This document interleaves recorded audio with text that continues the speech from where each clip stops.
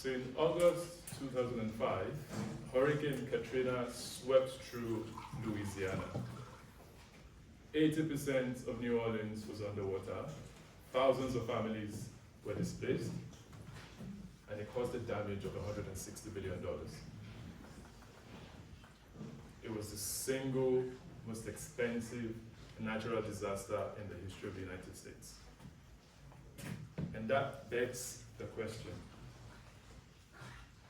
what if Hurricane Katrina, which is a catastrophic display of nature's destructive powers, was actually triggered by a creature not even as big as my palm, the humble butterfly? Well, an award-winning mathematician and climate scientist has demonstrated that this could actually be the case. So Edward Lorenz, who went to this 63 years ago while working on a weather program, had modified the data range in his model, basically reducing it by 3 decimal points, right? So 0.12356 was reduced to 0.123. More like a rounding error. But the impact of this minute change was massive. Over the course of data collected over the course of 2 months, the outcome of this data was completely transformed. And the idea of the butterfly effect came to become popularized when Lawrence had suggested that the flap of a butterfly's wings could lead to a tornado. Today, more than any time in history, is really the time for us to explore how to make use of this idea. Today, more than any time, we desperately need small actions that can transform societies at scale. And in case you're wondering why, I'll share a few examples with you. A few examples that reflect just why we absolutely need small actions at scale. A few examples that demonstrate the big turbulence that faces societies today. The finger pointing that you see, the divisive rhetoric that you hear of. I'll share a few examples. So you look at the recent happenings in the world, it feels like the world suddenly grew a massive appetite for wars. Everywhere there seems to be some sort of armed conflict happening. I won't give examples. I'm sure we all have. We've seen too much news of all the armed conflict going on already. But the one thing that I want to point out is that every year, 500,000 and more people die from the violence that results as a result of this armed conflict. And these people die for no fault of theirs, majority of them, for no fault of theirs, beyond having the misfortune of being born into these war-torn areas. But it doesn't end here. Here in the UK, the West generally, a lot of divisive rhetoric, a lot of extremism in the right wing, a lot of hate, but most importantly, more troubling, is the general feeling of disillusionment. A study was conducted in May 2023, and it basically asked over 2,000 respondents the simple question: do you feel that the social contract in the UK is broken? 62% of respondents said yes, compared to 8% that said no. 62 to 8. That's troubling. And when I dug a bit deeper, I went and stalked Twitter to see what I would get around this. There was a particular thread where people were talking about their experience of the social contract being broken. And this fellow had said, oh, when I'm getting out of trains, people don't even wait for me to come out. It's like they would push me back into the train. And I remember thinking, oh yeah, I can relate to this. It happens to me a lot. Actually, it happened to me when I was coming here anyways. So, but this And all these other examples point to a big troubling situation in the society. And at the heart of a lot of this, a lot of the fingers that gets pointed is migration. A lot of the rhetoric, a lot of the blame is around migration. And there is both sides. There is a whole lot of sides to the whole migration story. And we would slice and dice it, but at 281 million people who call themselves migrants, and also knowing that migration predates humanity, we can clearly understand that it is almost impossible to stop, and we have to find a way to balance it.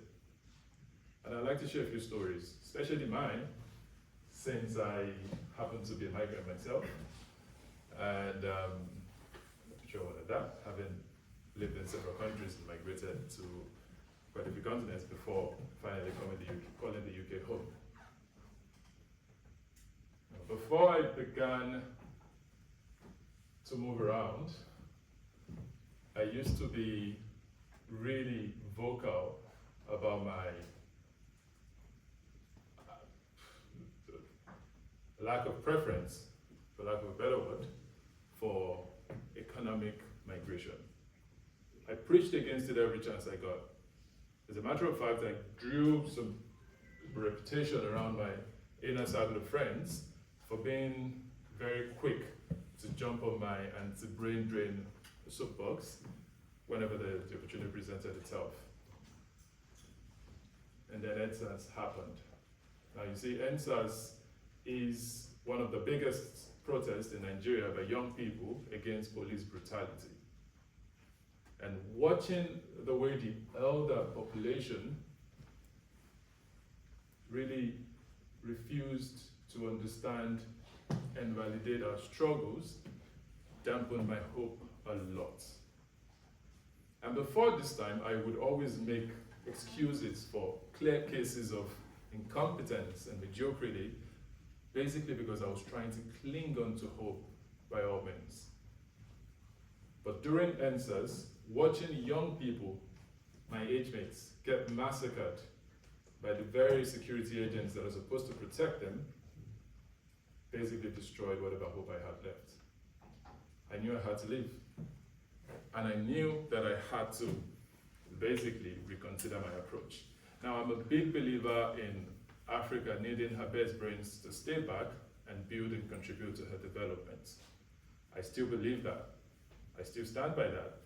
But I knew that I had to explore different ideas to do this contribution, because how am I going to contribute to Africa if Nigeria ends me first? So something had to be done about my approach. Long story short, I decided to listen to my sister and apply for the Global Talent Visa and arrived here and called here home. And granted, I mean, I've settled in save for the occasional challenge with accents and weather, but I'm coping fine. But it never left me, the desire to contribute every opportunity that I get never left me. It's always been a part of me, and I always looked for opportunity to contribute and to give back. And then I heard of Fast Boy. So Fast Boy is a coastal farmer region in Senegal that has become the hotbed of illegal migration because of the young people's desperation to get to Europe through the Mediterranean and in search of opportunities. I could relate to them because I understand what it feels like to desperately want to cling to hope by all means. I understand what it feels like to be young and to want to have a pathway to opportunities. So I could relate to their struggle and I could relate to their desperation. And I could also relate to that drive that converts even the staunchest anti-migrant fanatic into a desperate economic migrant. So I knew I had to do something. I knew I had to do something to contribute to reducing or changing the mentality around migration. And I had a plan. I knew that it had to be market-based innovation, because it had to be sustainable. And I came up with this plan, reached out to founders and funders in our network, and try to mobilize some resources to support them and to build on the plan that I'd come up with. But red tapeism and the bureaucracy in big organizations can be painful at times. So we stayed waiting around for movement to happen, but tragedy struck first. We had 60 young people from Fazboy, some as young as 12 years old, had died when their canoe capsized on the Mediterranean journey into Europe. I knew it was no longer time to wait. I had to act immediately.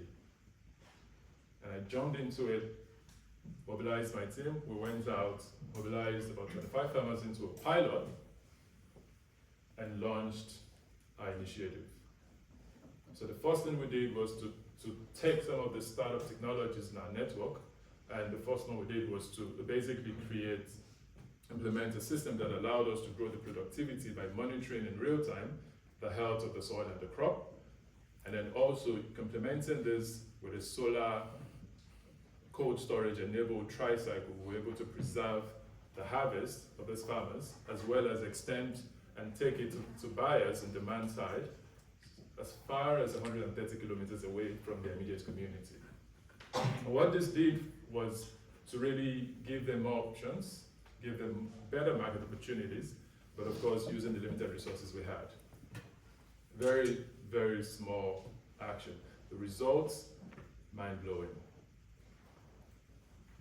We did not just increase the income of farmers, we grew it by almost 5 times, and we created about 30 jobs. And these were jobs that paid better than the minimum wage, the national minimum wage. But the biggest win for us, the big win that I'm super proud of, is the change in mindset.